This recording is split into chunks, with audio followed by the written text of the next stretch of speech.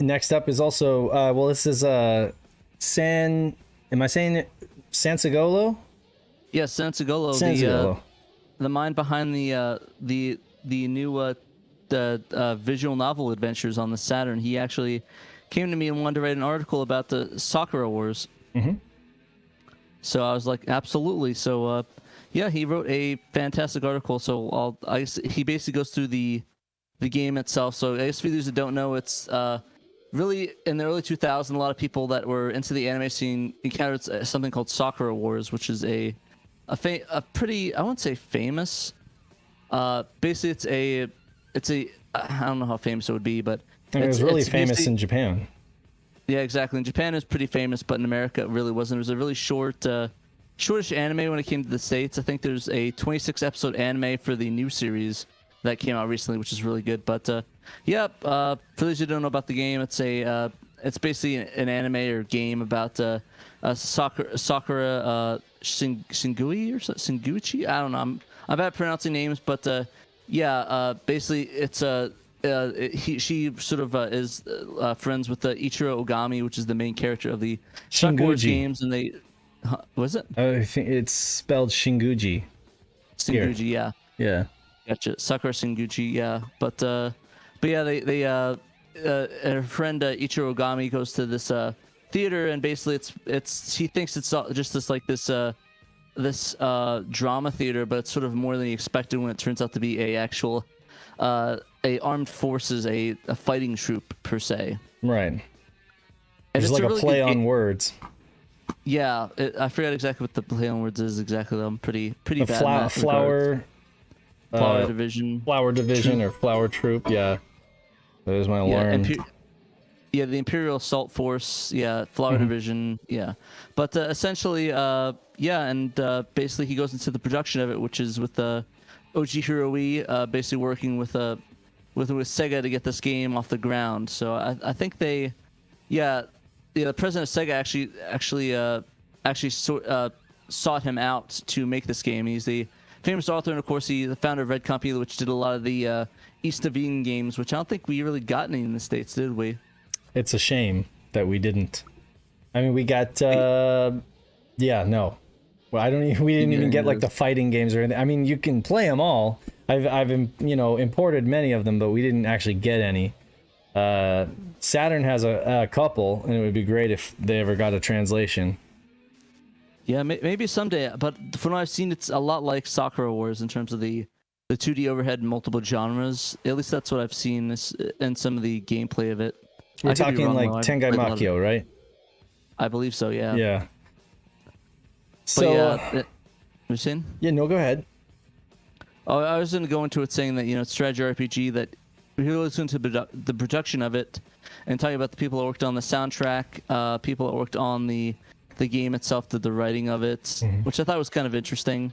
And it goes through the sort of the settings of Sakura Wars in Tokyo, when it takes place, because it takes place in about in the 1920s era.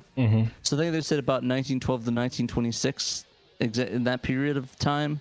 So it's sort of like it's World War II, and it's kind of steampunk-esque if you think about it. Definitely. Minus with the mechs, or one of the mech suits, they're like steam-driven mech suits, It's got a very steampunk vibe going on.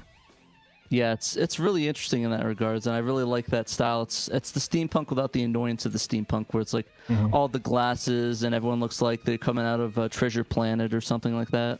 So basically this is just kind of like a passion write-up, right? This is a game that means a lot to him, and he did like a nice little write-up, kind of touching all the finer points of the series and what it is for folks who may not know or may not be familiar. So that's cool. I like how he kind of bullet pointed it with like the impact and the conclusion, just going over, it's better than like a Wikipedia article, because then it's kind of giving you, a little bit more from like a fan's perspective. So that's cool. And he's got some video references and stuff.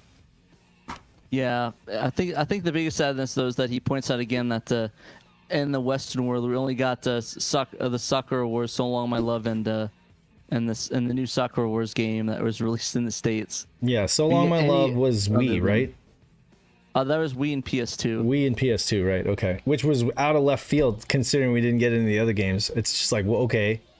So you're willing to localize that, but not any of the other ones, and then it's, you know. I think the issue back then though is that it was a different era, because around that time, a lot of weird Japanese games were getting released. A lot of like strange ones from the East that we never got. So I think we started to actually receive those in the States, and those getting localized. So that was thanks to NIS America that did that, by the way. So big thanks to them for getting that localized. And on the Wii, there's only the dub edition, but on the PS2, there's 2 discs, and you can either play the dub or the sub of the game. Oh, right. Which I thought was a fantastic idea. But yeah, we're almost close to getting all the mainline games, though. We got the first one translated. We got the second to last and the last one. We only need 2, 3, and 4, and then we'll have all of the mainline games. Exactly. Eventually, amazing. It'll happen eventually. I mean, because there are a lot of fans of this game over here, regardless of whether we got it or not. You know, commercially.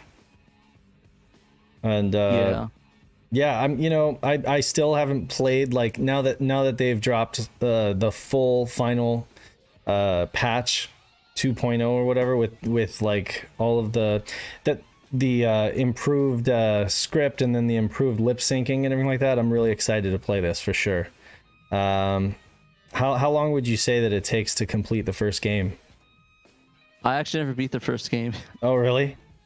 Was it No. was it just like, did it get grindy like 75% of the way through or something like that, or what was I it? didn't have the time to beat it. I just played a little bit of it. Yeah, that's me to a T. Is I just I'm afraid to even start because I know I'm gonna enjoy it, but I don't have the time to dedicate to it right now. So it's like I don't want to be unfair.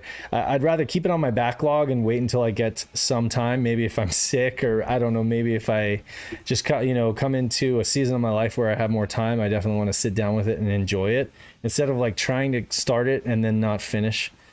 That's the way I've been with a few games, and I've regretted it. So, but yeah, I did beat the last one though, Sakura Wars. Yeah.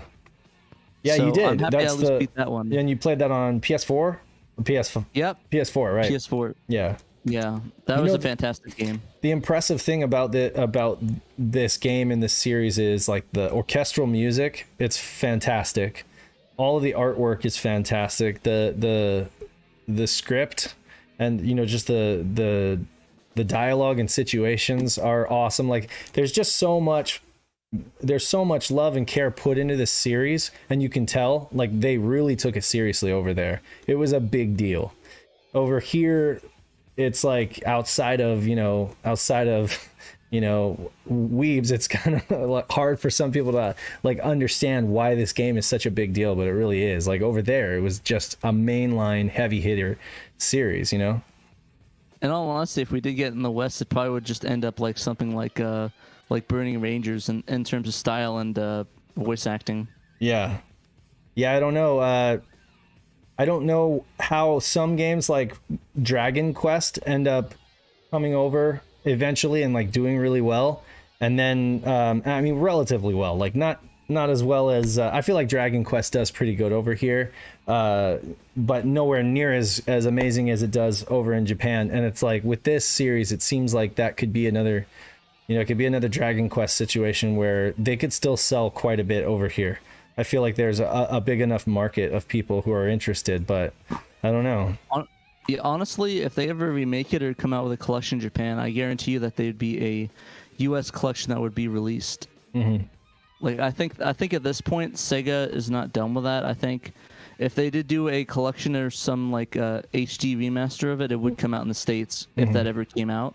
Yeah. But for now, I mean, there's just been no releases beyond, even in Japan, beyond Sakura Wars. So I'm very excited to hopefully get that game. But I mean, we'll have to see. I imagine one way or the other we'll be able to play the series. Mostly probably through the translators first. Right. But I mean, hey, you never know.